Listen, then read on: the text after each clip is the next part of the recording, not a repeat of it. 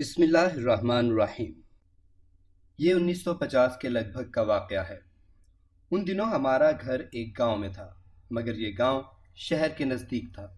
ہمارے برابر والے مکان میں ایک بہت نیک بزرگ رہا کرتے تھے۔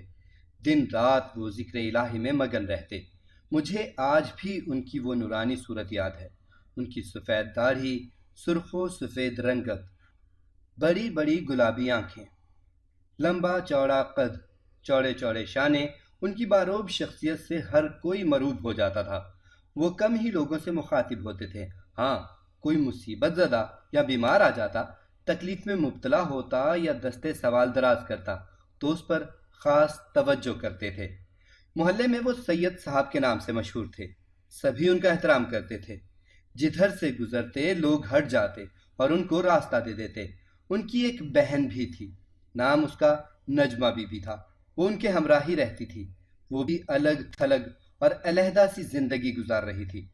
ان کا مکان پرانا لیکن عمدہ بنا ہوا تھا اور اچھی حالت میں تھا۔ 4 کمرے سامنے کی طرف اور ایک کمرہ عقبی دروازے کی جانب سے علیحدہ سے بنایا گیا تھا، گویا بطور مہمان خانہ استعمال ہو سکتا تھا۔ بڑا سا برآمدہ تھا جو چاروں کمروں کے سامنے سے ہوتا ہوا اس آخری کمرے تک جاتا تھا۔ درمیان میں وسیع آنگن تھا جس میں آم، جامن اور نیم کے پیڑ تھے۔ عقبی دروازے کے پاس ایک بیری کا درخت بھی تھا۔ یہ جائیداد ان کی پشتنی تھی، کچھ زرعی زمین بھی تھی۔ یوں کہنا چاہیے کہ بہت خوشحالی سے اس مختصر خاندان کی گزر بسر ہو رہی تھی۔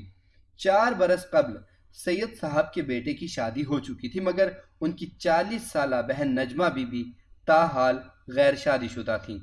ان کی شادی کی عمر اب نکل چکی تھی۔ وہ گھر کی دیکھ بھال میں واجبی سی دلچسپی لیتی تھیں۔ زیادہ تر کام کاج ان کی ملازمہ کرتی۔ یہ عورت بھی، جس کا نام خیرن تھا، ادھیڑ عمری کی دہلیز کو پار کر چکی تھی۔ سید صاحب کی بہو کا نام آسیہ بی بی تھا۔ خوش شکل، خوش اخلاق اور سگھڑ تھی۔ امور خانہ میں دلچسپی رکھتی۔ جب سے اس گھر میں بیاہ کر آئی تھی، اس نے پوری توجہ اپنے سسر کی اس پرانی حویلی پر مذکور کر رکھی تھی۔ تبھی اب گھر میں تازگی اور ایک خوشگوار تبدیلی کا احساس ہوتا تھا۔ آسیہ بی بی مہمان نواز تھی۔ پاس پڑوس سے عورتیں ان کے گھر میں آنے جانے لگی تھیں۔ سارا محلہ ہی سید صاحب کی بہو کے گن گاتا تھا۔ سید صاحب کے بیٹے امتیاز میاں نہایت شریف طبیعت اور کم سخن تھے۔ وہ اپنے کام سے کام رکھتے، صبح سویرے شہر کو ڈیوٹی پر نکلتے، شام تک لوٹتے۔ محلے والوں کو ان سے کبھی کوئی شکایت نہ ہوتی۔ جہاں تک نجمہ بی بی کا تعلق تھا، وہ چند مخصوص لوگوں سے میل جول رکھتی تھیں اور ان سے ملنے والیاں ان کے ساتھ خاص قسم کی عقیدت رکھتی تھیں۔ ان کو کنواری بی بی کہہ کر بلایا جاتا تھا۔ یہ عورتیں اس طرح ان کی گرویدہ تھیں جیسے نجمہ بی بی کی مرید ہوں۔ عام طور پر سبھی یہ خیال کرتے تھے کہ وہ اس نیک بی بی سے دم درود کرانے آتی ہیں۔ تاہم سید صاحب کا چہرہ جس قدر شفاف اور پرنور تھا، اسی قدر ان کی بہن کے چہرے پر بے رونقی اور پتھریلا پن تھا۔ یہ چہرہ نرمی کے احساس سے عاری تھا، بلکہ کبھی کبھی تو ایک بے رحمانہ سی کرختگی محسوس ہوتی تھی۔ میں جب ان کے گھر جاتی اور وہ سامنے آ جاتی، جی چاہتا ان سے نظریں چرا لوں۔ بلا وجہ بیزاری محسوس ہوتی۔ تبھی مختصر سلام دعا کے بعد میں ان کی بہو کی طرف چلی جاتی۔ تاہم نجمہ بی بی نے میرے اس رویے کا کبھی برا نہ منایا۔ وہ عمر میں مجھ سے بڑی تھیں تو میں ان کو باجی کہتی تھی۔ ہمیشہ سلام میں پہل میری ہی طرف سے ہوتی۔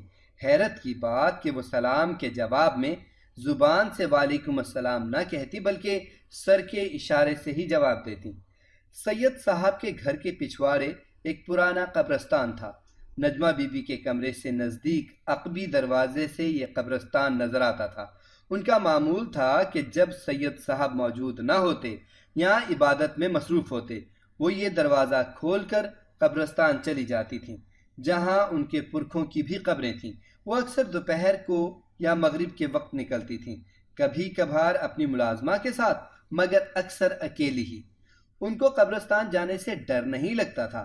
کئی بار امی نے حیرانی سے سوال کیا کہ عورت ذات ہو کر یوں اکیلی قبرستان کیوں جاتی ہے؟ اجالے میں سید صاحب کا ڈر رہتا ہے، وہ دیکھ لیتے تو منع کرتے ہیں۔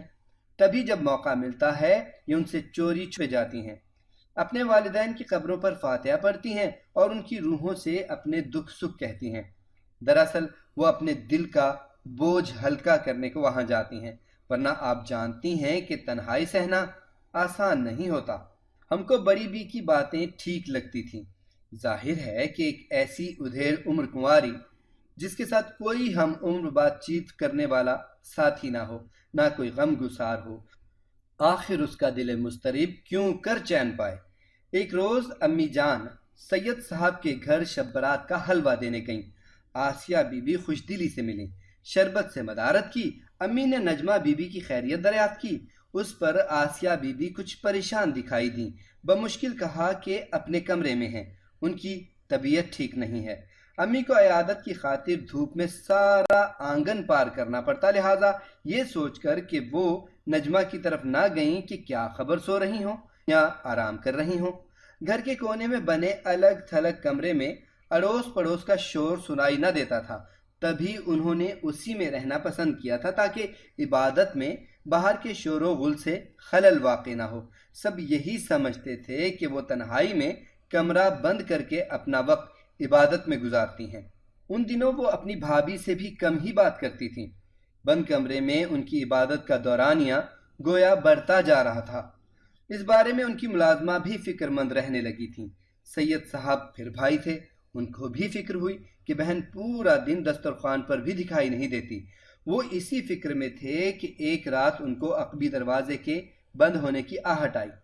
صحن میں نکلے، نصف شب کا وقت تھا کہ ان کی بہن جو خاندانی علمیت کے سبب گاؤں بھر میں عابدہ اور زاہدہ مشہور تھی، عقبی دروازے کے پاس کھڑی تھی، جیسے وہ ابھی ابھی گھر میں داخل ہوئی ہو اور دروازہ بند کیا، لیکن دیوار کے ادھر تو قبرستان تھا۔ آدھی رات کو اس طرف جانے کا نجمہ سے کیا علاقہ؟ وہ بہن پر کسی قسم کے شک و شبہ سے گریزاں رہے اور بغیر اس کو کچھ کہے دوبارہ اپنے کمرے میں جا کر نوافل پڑھنے میں مصروف ہو گئے۔ تاہم ان کو ٹوہ لگی۔ جب اگلی رات بھی انہوں نے اسی قسم کا کھٹکا سنا، انہیں کرید لگ گئی کہ نجمہ کس قسم کی عبادت کر رہی ہے۔ چند روز وہ بہن کی عبادت کی نوعیت کو نہ سمجھ سکے۔ بالآخر ان کو شک ہو گیا کہ نجمہ رات کو عقبی دروازے سے باہر جاتی ہے۔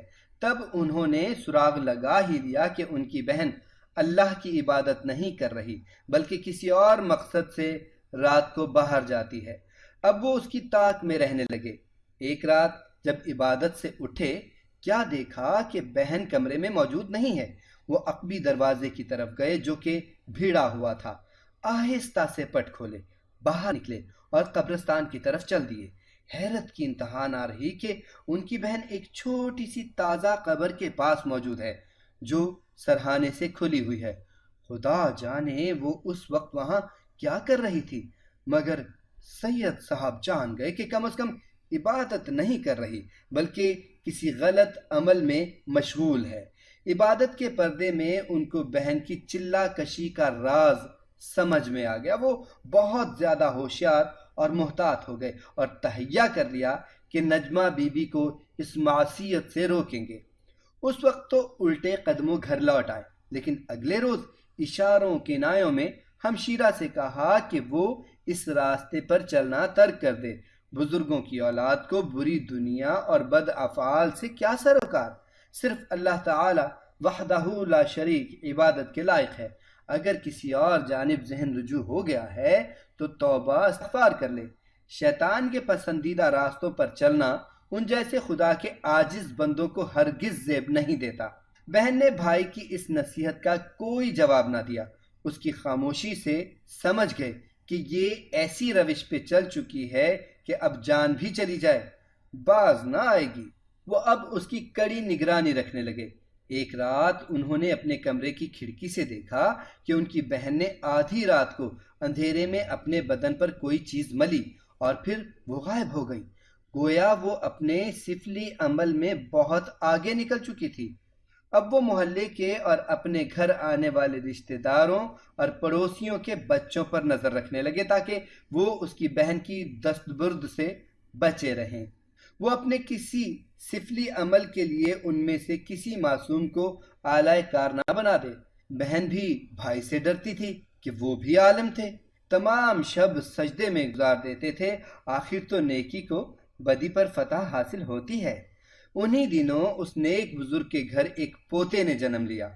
उन्होंने अपने रब के हुजूर खुदा का शुक्र अदा किया, ताहम उनका इल्म उनकी छठी हिस्स को कुव्वत दे रहा था। वो जान चुके थे कि घर में उसकी बहन के रूप में एक ऐसी दुश्मन मौजूद है कि जिसका किसी पल भरोसा नहीं किया जा सकता।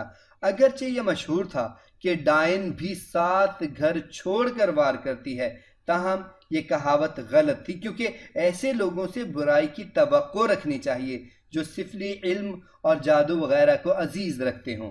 पोते की पैदाइश के फौरन बाद बुजुर्ग ने बहन को बुलाकर कह दिया कि मैं सब तुम्हारे करतूत जानता हूं, लिहाजा घर के इस हिस्से में कदम मत रखना जहां मेरी बहू मौजूद है।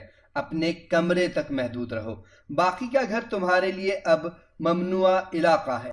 इस पर नजमा हाथ बांध कर बोली, भाई साहब अल्लाह अल्लाह करें, कैसी बातें करते हैं, मैं आपकी बहन हूं।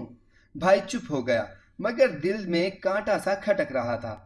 एतबार उस पर नहीं था कि अब वो शैतान की चेली बन चुकी थी, लिहाजा ये बुजुर्ग दिन रात अपनी बहू और नौजायदा पोते की हिफाजत की खातिर उनके कमरे के इर्द गिर्द रहने लगे और जच्चा व बच्चा पर दम दरूद और आयात को फूंकते रहते।